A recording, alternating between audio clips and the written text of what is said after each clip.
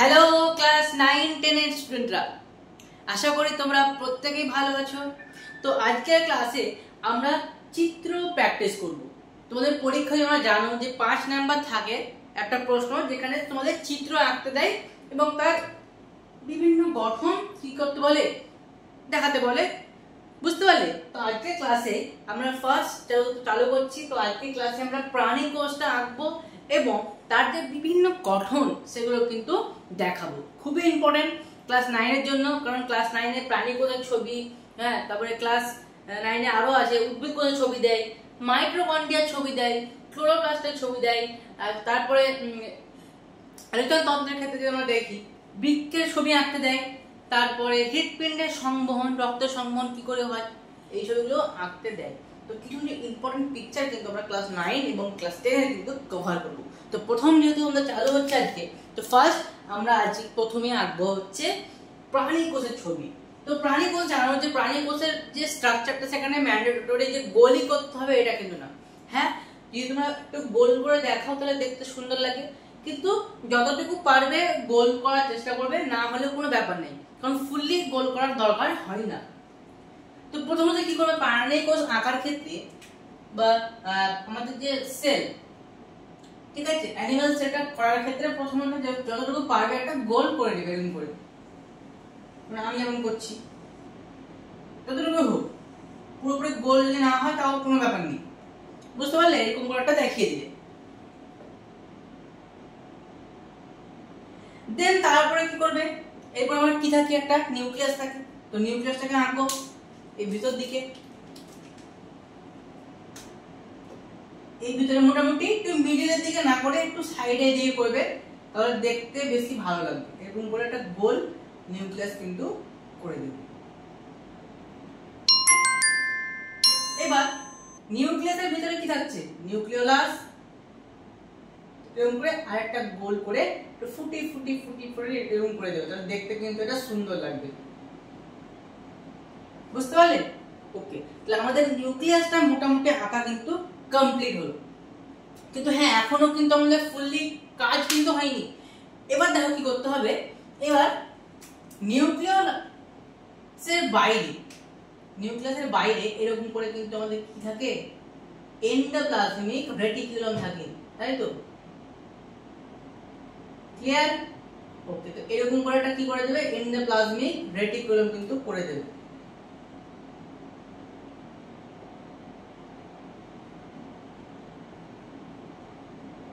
এরকম করে দেখালেন কিছুটা।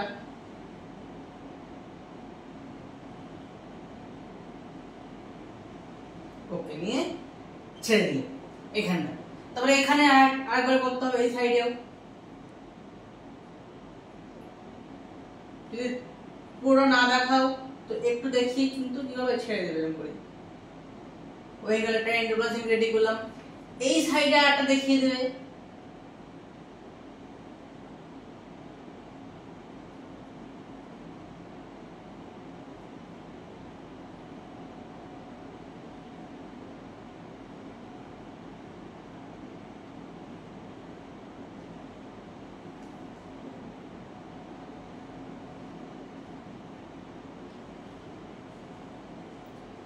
ব্যাস, এবার হয়ে গেল আমাদের ফুললি একটা নিউক্লিয়াস কিন্তু হলো।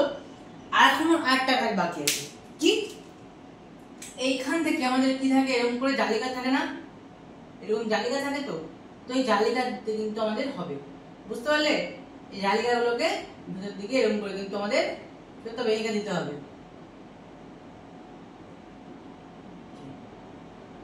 তাহলে এ হলো আমাদের একটা কি, নিউক্লিয়াস।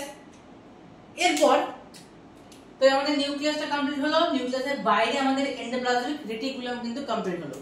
আচ্ছা, এবার একটা দেখো তোমাদের বই লেখা থাকবে যে এন্ডোপ্লাজমিক রেটিকুলাম গুলো কি হয়, একটু নিউক্লিয়াসের কাছের দিকে থাকে, মানে নিউক্লিয়াসের কাছাকাছি থাকে, তাদের কিন্তু উপরে একটা ফুটকি ফুটকি এরকম থাকে। ফুটকি জিনিসটা কি আমি পরে বলবো, কিন্তু আপাতত মনে রাখো যে এন্ডোপ্লাজমিক রেটিকুলাম গুলো একটু নিউক্লিয়াসের কাছাকাছি থাকে, তাদের কিন্তু মাথায় এরকম করে কি থাকে, ফুটকি থাকে।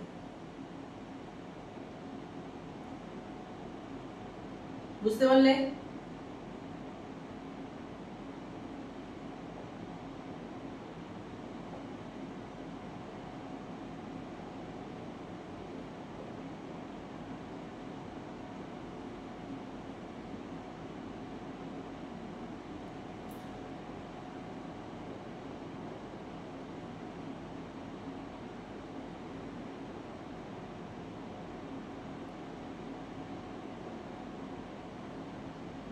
লিখে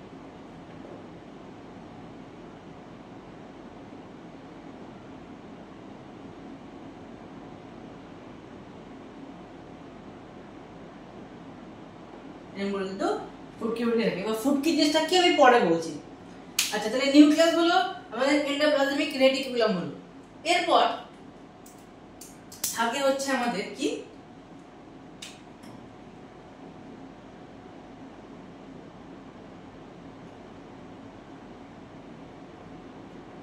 এটা কি, এটা হচ্ছে মাইটোকন্ড্রিয়া। এবার তাহলে কি থাকছে, মাইটোকন্ড্রিয়া থাকছে। মাইটোকন্ড্রিয়ার ভিতরে জানো এরকম করে কি থাকে, প্যাঁচানো থাকে।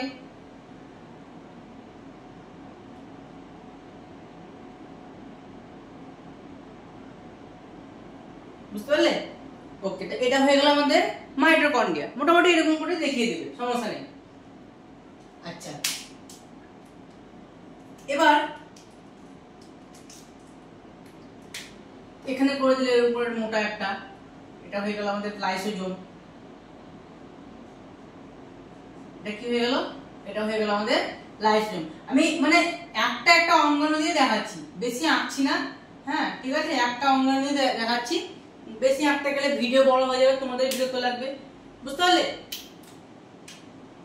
এবং এই কোষের বিভিন্ন জায়গায় এরকম কিন্তু তোমরা ছোট ছোট কিন্তু ফুটকি ফুটকি দেখতে পাবো, রাইবোজোম কিন্তু আমরা দেখতে পাবো।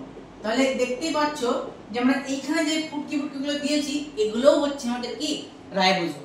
রাইবোজোম আমাদের কোষের মধ্যে থাকে, বুঝতে পারলে? এবং তার সঙ্গে সঙ্গে কি করছে, মাইটোকন্ড্রিয়ার মধ্যে, হ্যাঁ, তারপরে নিউক্লিয়াসের এই যে এই সাইডে এগুলোতে এন্ডোপ্লাজমিক রেটিকুলাম এগুলো তো থাকছে। এবং আমরা জানি যে উদ্ভিদ কোষের ক্ষেত্রে কি থাকে, ক্লোরোপ্লাস্ট থাকে, এবং প্রাণী কোষের ক্ষেত্রে ক্লোরোপ্লাস্ট থাকে না। তো ওই যে উদ্ভিদ কোষের ক্লোরোপ্লাস্ট, সেই ক্লোরোপ্লাস্টের মধ্যেও কিন্তু এই রাইবোজোম গুলো কিন্তু থাকে। বুঝতে পারলে? ওকে, তাহলে মাইটোকন্ড্রিয়া হলো, রাইবোজোম হলো। এবার আরেকটা জিনিস থাকে, সেটা হচ্ছে আমাদের গলগি বডি।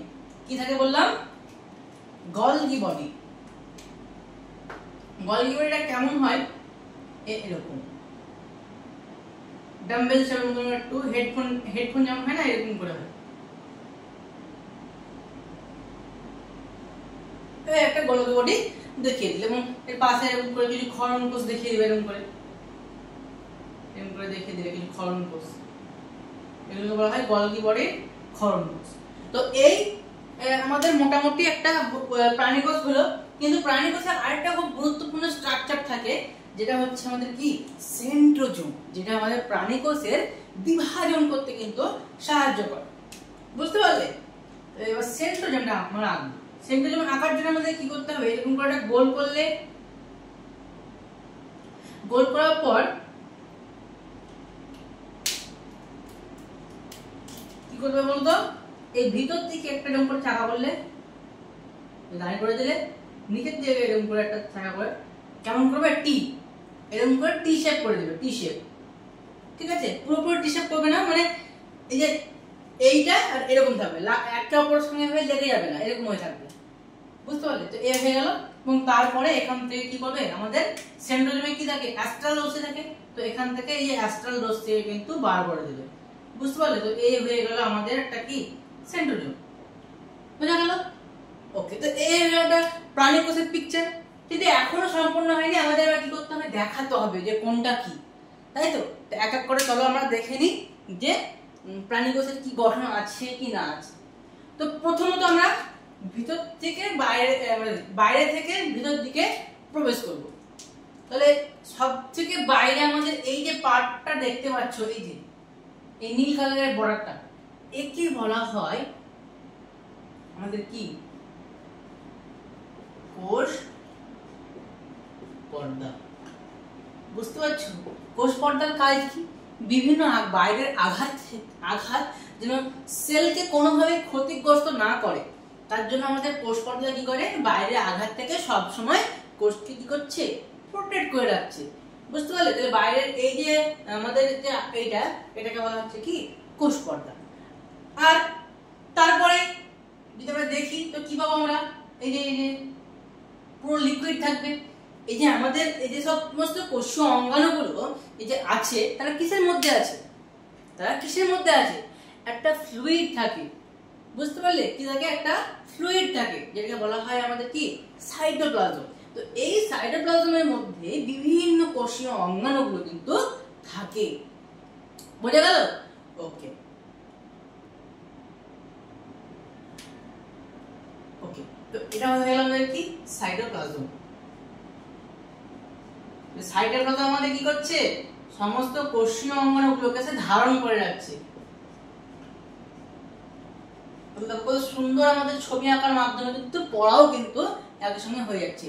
কোষ পর্দা কোষকে প্রোটেক্ট করছে, সাইটোপ্লাজম বিভিন্ন কোষীয় অঙ্গাণুগুলোকে ধারণ করে রাখছে। সে হচ্ছে একটা ধাত্র।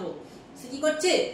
তার যে একটা তরল ধর্ম, যে তরল ধর্মের কাজে লাগিয়ে সে কি করছে? বিভিন্ন কোষীয় অঙ্গাণুগুলোকে ধারণ করে রাখছে। বুঝতে পারলে? তো চলো, সাইটোপ্লাজমকে যখন আমরা প্রবেশ করব তখন দেখতে পাবো বিভিন্ন কোষীয় অঙ্গাণু। বুঝতে পারলে তো? ওকে, তাহলে প্রথমেই যেটা সবথেকে আমাদের কোষের মধ্যে ইম্পর্টেন্ট, যেটা হচ্ছে কোষের মস্তিষ্ক। যেটা না থাকলে কোষ কিন্তু কাজ করতে পারবে না। তো সেটা কি? আমাদের এই নিউক্লিয়াস। নিউক্লিয়াস কি বলা হয়? ব্রেন অফ সেল, বা কোষের মস্তিষ্ক, বা হ্যাঁ কোষের মস্তিষ্ক বলা হয় নিউক্লিয়াসকে। তাহলে এবার আমরা নিউক্লিয়াস সম্বন্ধে কথা বলবো। তো নিউক্লিয়াসের আমরা কি দেখবো? কি স্ট্রাকচার দেখতে পাবো। আচ্ছা, নিউক্লিয়াসটা একটু বাইরে এখানে এঁকে দেখাচ্ছি, তাহলে পুরো গঠনটা তোমরা বুঝতে পারবে। ভিতরে দেখাবো? আচ্ছা, ভিতরে দেখাই। এই যে দেখছো এই ফুটোগুলো দেখছো তো, এই যে এন্ডোপ্লাজমিক রেটিকুলাম, এদের মাঝে মাঝে কিন্তু একটা গ্যাপ আছে, এখানে একটা গ্যাপ, এখানে এখানে। তো এই যে গ্যাপগুলো, যে ফুটোটা, এই ফুটোকে বলা হচ্ছে কি? নিউক্লিয় ছিদ্র। কি বললাম এটা? নিউক্লিয়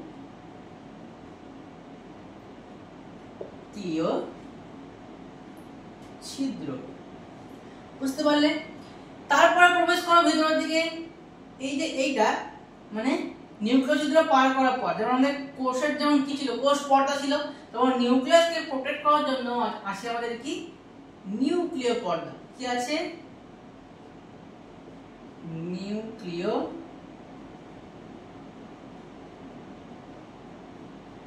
পর্দা। বুঝতে পারলে?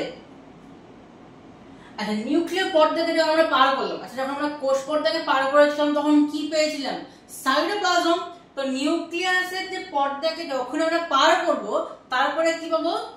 নিউক্লিয় প্লাজম। এটাকে আমরা এইদিকে দেখিয়ে দিই। আচ্ছা, এটাকে এখান থেকে বাইরের দিকে দেখিয়ে দিই। তাহলে কি হচ্ছে? প্রথমত নিউক্লিয় ছিদ্র, নিউক্লিয় ছিদ্র পার করার পর আমরা দেখছি যে একটা নিউক্লিয়ার পর্দা থাকে।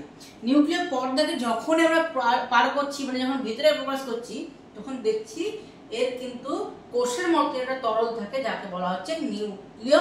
যেমন কি হচ্ছে? সাইটোপ্লাজম ছিল, তো এটা হচ্ছে নিউক্লিয় প্লাজম। কি হচ্ছে এটা?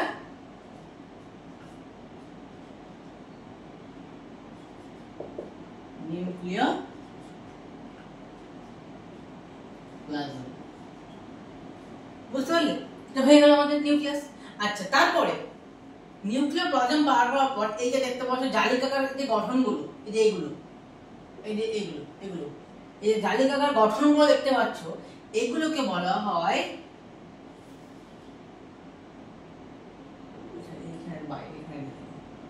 এগুলোকে বলা হয়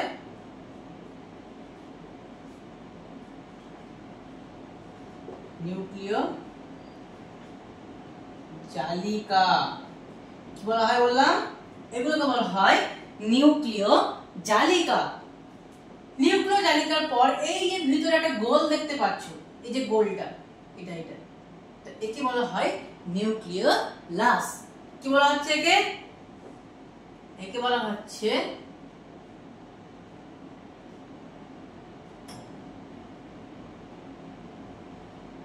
নিউক্লিয়াস। তাহলে আমাদের কি হচ্ছে? টোটাল আমরা কি দেখতে পাচ্ছি?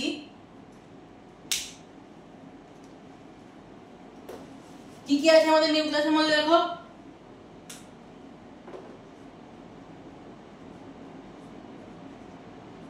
নিউক্লিয় ছিদ্র,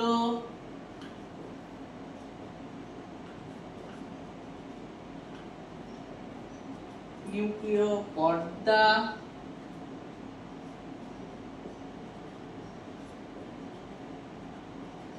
নিউক্লিওপ্লাজম,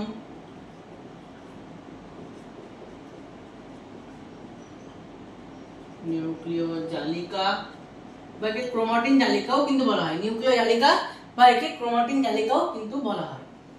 এরপর আমাদের লাস্ট হচ্ছে কি নিউক্লিওলাস। এই টোটাল মিলে আমাদের হচ্ছে কি নিউক্লিয়াস। বুঝতে পারলে এই টোটালটা হচ্ছে আমাদের কি নিউক্লিয়াস, যেটা আমাদের হচ্ছে কি কোষের মস্তিষ্ক। ওকে, নিউক্লিয়াসের বাইরে দেখো, দেখতে পাচ্ছ এখানে কি বললাম আমরা, এন্ডোপ্লাজমিক রেটিকুলাম হচ্ছে। তো এই যে দেখো এন্ডোপ্লাজমিক রেটিকুলামে আমরা দুটো ভাগ দেখতে পাচ্ছি। কিছু এন্ডোপ্লাজমিক রেটিকুলামের মাথায় দেখো কালো কালো ফুটকি আছে, এবং কিছু কিছু এন্ডোপ্লাজমিক রেটিকুলামের মাথায় কিন্তু ওই কালো ফুটকিটা নেই। কাদের আছে? যারা খুব নিউক্লিয়াসের কাছাকাছি অবস্থান করছে তাদের মাথায় কিন্তু যে ফুটকি ফুটকি গুলো আছে, কিন্তু যারা নিউক্লিয়াস থেকে দূরে চলে গেছে তাদের মাথায় কিন্তু এই ফুটকিগুলো নেই। এই ফুটকিগুলো হচ্ছে কি রাইবোজোম।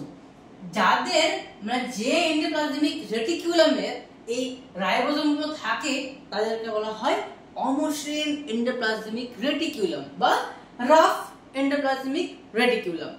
বুঝতে পারলে? এবং যে এন্ডোপ্লাজমিক রেটিকুলামের এই রাইবোজোম গুলো থাকে না তারা হচ্ছে স্মুথ এন্ডোপ্লাজমিক রেটিকুলাম বা মসৃণ ইয়ার, তাদেরকে বলা হয় এস ইয়ার, স্মুথ এন্ডোপ্লাজমিক রেটিকুলাম। আর আর ইয়ার মানে হচ্ছে রাফ এন্ডোপ্লাজমিক রেটিকুলাম। রাফ কারণ যে ফুটকিগুলো আসছে তার জন্য রাফ হয়ে পড়ছে, আর এখানে কিছু নেই, মানে এটা রাস্তা ধরে নাও, এটা রাস্তা, তো এর মধ্যে কিছু নেই, তো আমরা এই কি বলি মসৃণ রাস্তা। কিন্তু যখন এর মাথায় একটা বড় ঢিল থাকবে, কাকড় থাকবে, রাস্তার একটু খাল, একটু উঁচু নিচু, সে রাস্তাকে কি বলি অমসৃণ রাস্তা। তো ওটাই যখন রাইবোজোম এখানে চলে আসছে সে কিন্তু মসৃণ থাকছে না, অমসৃণ হয়ে পড়ছে। বুঝতে পারলে? তাহলে ইয়ারের কিন্তু দুটো ভাগ আছে, একটা স্মুথ ইয়ার আর একটা হচ্ছে রাফ ইয়ার। স্মুথ যখন রাইবোজোম থাকবে না, আর রাফ যখন রাইবোজোম থাকবে। ওকে, তাহলে এটা হচ্ছে আমাদের কি ইয়ার, এন্ডোপ্লাজমিক রেটিকুলাম। তো এর কি আমরা কি বললাম, দুটো ভাগ আছে, আর ইয়ার মানে রাফ এন্ডোপ্লাজমিক রেটিকুলাম, এটা হচ্ছে রাইবোজোম, রাইবোজোম যুক্ত, আর এটা হচ্ছে আমাদের কি স্মুথ ইয়ার, রাইবোজোম বিহীন।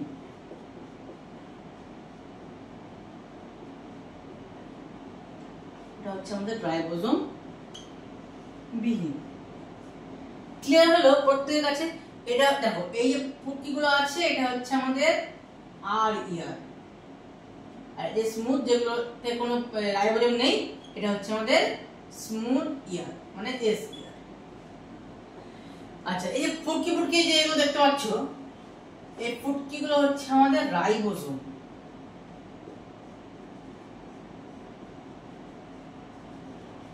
এগুলো হচ্ছে রাইবোজোম। এটা তো বলে দিয়েছি, এটা হচ্ছে আমাদের কি লাইসোজোম। রাইবোজোম এ কি করে, এ কি করছে, এ প্রোটিন সংশ্লেষ করে, তাই জন্য রাইবোজোমকে বলা হয় কি প্রোটিন ফ্যাক্টরি। কি বলা হয়? প্রোটিনের ফ্যাক্টরি। বুঝতে পারলে? আচ্ছা, নিউক্লিয়াস কি বললাম, এটা হচ্ছে কোষের মস্তিষ্ক। লাইসোজোমকে বলা হয়, লাইসোজোম কিন্তু খুবই গুরুত্বপূর্ণ একটা কাজ করে। বুঝতে পারলে? লাইসোজোম কিন্তু খুবই গুরুত্বপূর্ণ একটা কাজ করে। এ যখন কোনো একটা সেল যখন নষ্ট হয়ে যায় তখন পুরো সেলটাকে কিন্তু মানে কি করছে, এই গ্লাস পর্যন্ত ধ্বংস করে দিচ্ছে। একে বলা হয় আত্মঘাতী থলি। তো কোনো সেল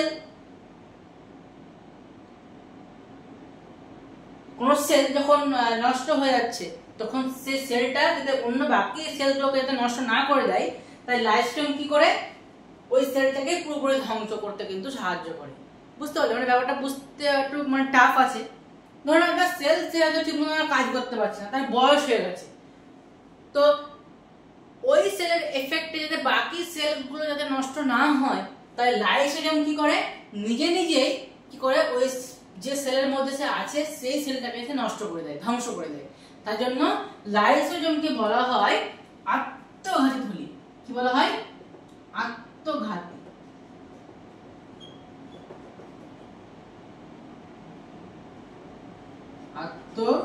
আত্মঘাতী থলি।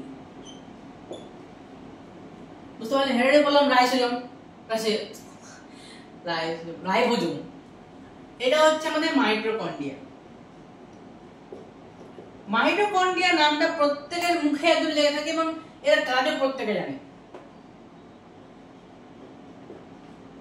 মাইটোকন্ড্রিয়াকে বলা হয় কোষের শক্তিঘর বা পাওয়ার হাউস। কেন কি? কারণ একটা কোষ তো যখন কাজ করছে তো তার শক্তিতে প্রয়োজন হবে, তো সেই শক্তিটা হচ্ছে এটিপি। তো এই এটিপি ইউজ করে কোষকে শক্তি প্রদান করতে সাহায্য করে কে? এই মাইটোকন্ড্রিয়া। তাই মাইটোকন্ড্রিয়াকে কোষের শক্তিঘর বা কোষের পাওয়ার হাউস কিন্তু বলে। আচ্ছা, তারপরে এই যে দেখতে পাচ্ছ লাল লাল কালারের, এরা হচ্ছে গলগি বডি। গলগি বডিকে বলা হয় কোষের ট্রাফিক পুলিশ। বুঝতে পারলে? মানে সমস্ত কাজকে লক্ষ্য রাখা, প্রত্যেকটা কাজ নিয়ম অনুযায়ী হচ্ছে কিনা সমস্ত কিছু দেখবে আমাদের এই গলগি বডি। গলগি বডি এটা কেউ জানে না, সব মানে এই ব্যাপারটা অনেকেই জানে না যে গলগি বডিকে বলা হয় কোষের ট্রাফিক পুলিশ।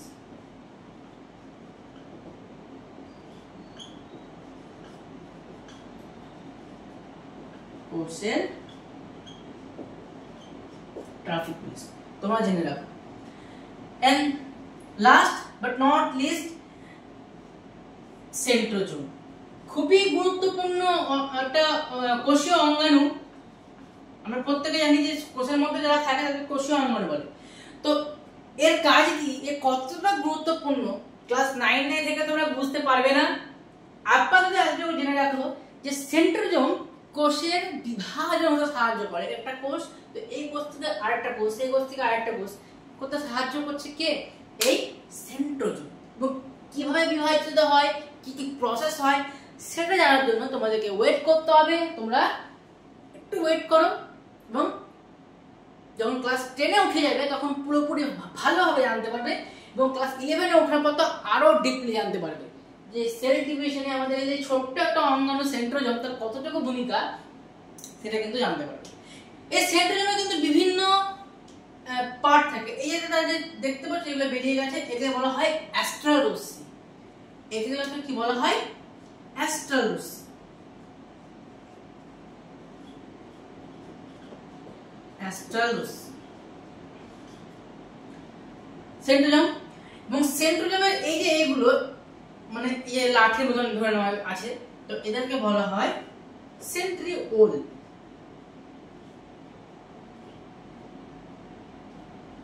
কি বললাম? এদেরকে বলা হয় সেন্ট্রিওল।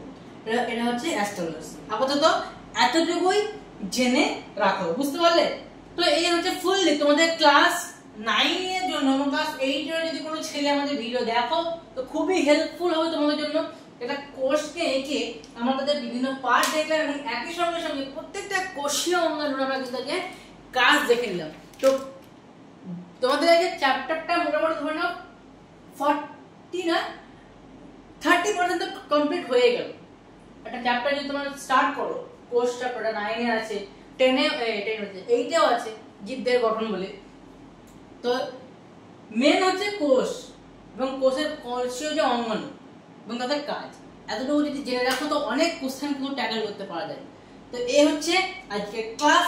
প্রাণী কোষ আমরা আঁকলাম এবং তার সমস্ত কোষীয় অঙ্গাণু কিন্তু জেনে নিলাম। নেক্সট লেকচারে তোমরা কেউ দেখতে ভুলবে না, উদ্ভিদ কোষ আমরা নিয়ে আসবো এখানে এবং উদ্ভিদ কোষটাকে কিন্তু ভালো করে দেখবো। বুঝতে পারলে? জানি প্রাণী কোষ এবং উদ্ভিদ কোষের মধ্যে খুব একটা পার্থক্য নেই, কিন্তু কিছু কিছু অঙ্গাণু প্রাণী কোষে থাকে যেগুলো উদ্ভিদ কোষে থাকে না, বা উদ্ভিদ কোষে কিছু অঙ্গাণু থাকে যেগুলো প্রাণী কোষে থাকে না। তো একটু ডিফারেন্স গুলো দেখে নেবো।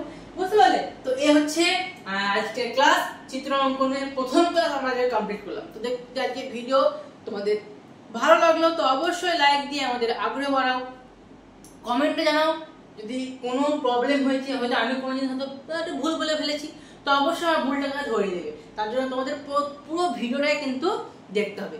আর যদি এরকম ভিডিও তোমরা আরো দেখতে চাও তো বায়োলজিক্যাল কোড চ্যানেলের সঙ্গে যুক্ত থাকো এবং তাতে সমস্ত ভিডিও নোটিফিকেশন তোমাদের কাছে আগে পৌঁছে যায়। তাই চ্যানেলটিকে সাবস্ক্রাইব করে রাখুন, আমাদের পরিবারের সদস্য হয়ে। দেখা হচ্ছে এবার পরের ক্লাসে। Good bye.